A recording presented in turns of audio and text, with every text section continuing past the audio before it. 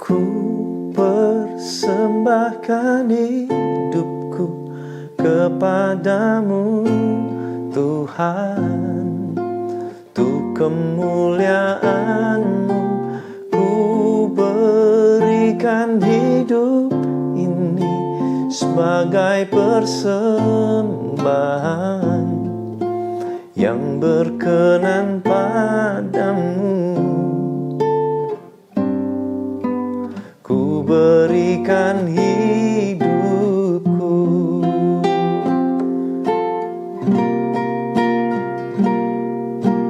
Ku persembahkan hidupku kepadamu, Tuhan, untuk kemuliaan-Mu.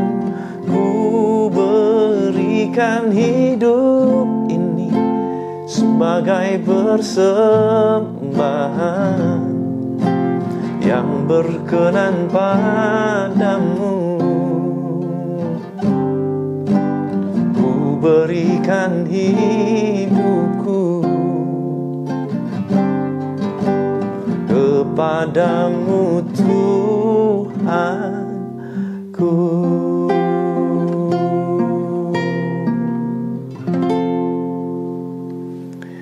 Shalom saudara, hari ini kita akan belajar satu topik firman Tuhan yang saya beri judul What is in your hand? Apa yang ada di tangan kita?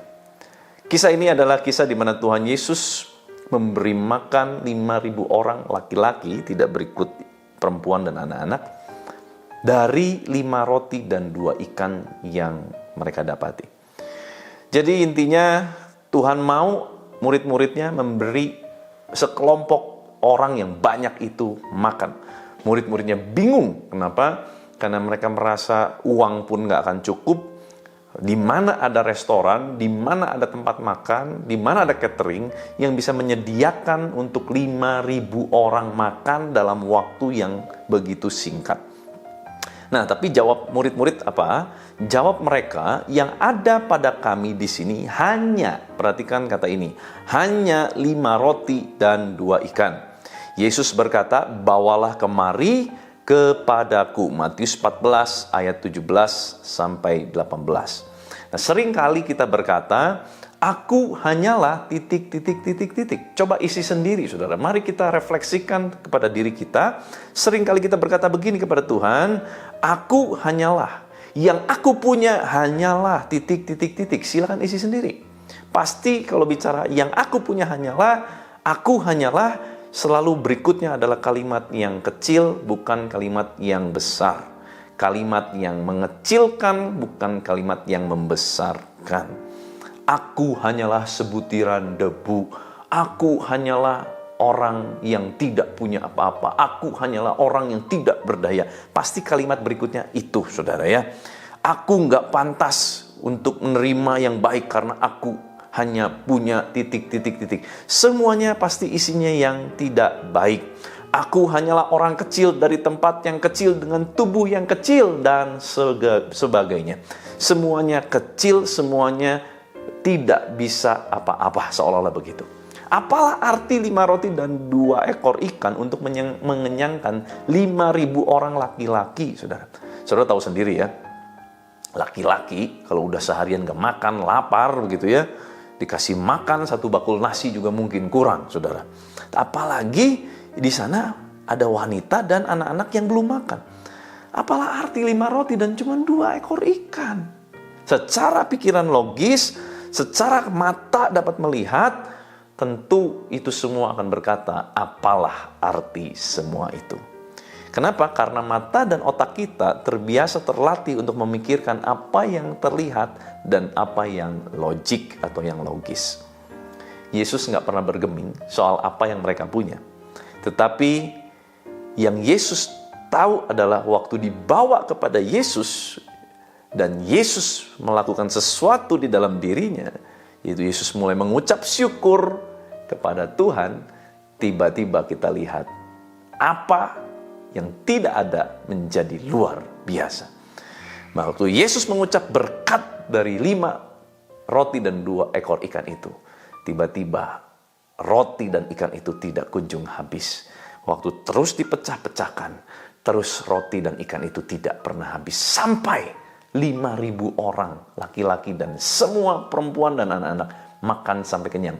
Bahkan ada sisanya 12 bakul penuh. Saudara, percayalah bahwa memang kita nggak berarti di mata manusia. Ya, siapalah kita begitu ya.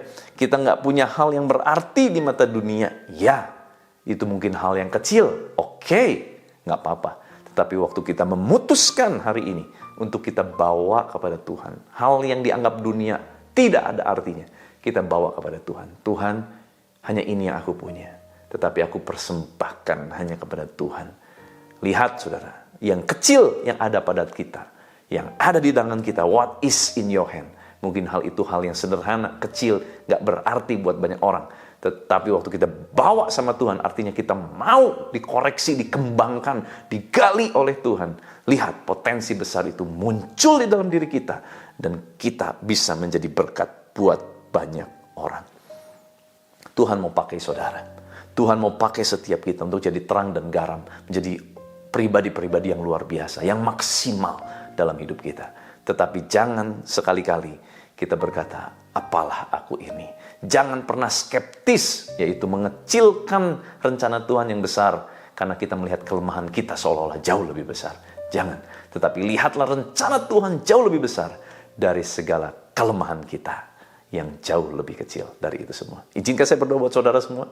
Tuhan, kau lihat setiap hati yang terangkat kepadamu. Tuhan, mereka membutuhkan-Mu.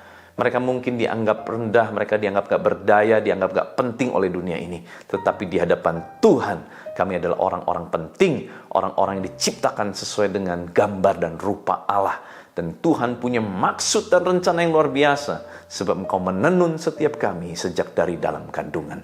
Terima kasih Tuhan, berkati setiap apapun yang dilakukan oleh anak-anak-Mu sepanjang hari ini. Segala planning, segala rencana yang ada, kami serahkan dalam tangan-Mu dan Tuhan Kau yang akan buat berhasil. Terima kasih Bapa, biar kuasa kehidupan, kuasa kebangkitan Kristus mengalir, memerintah atas setiap umat-Mu. Di dalam nama Tuhan Yesus Kristus, haleluya. Sama-sama kita katakan, amin. Tuhan Yesus memberkati.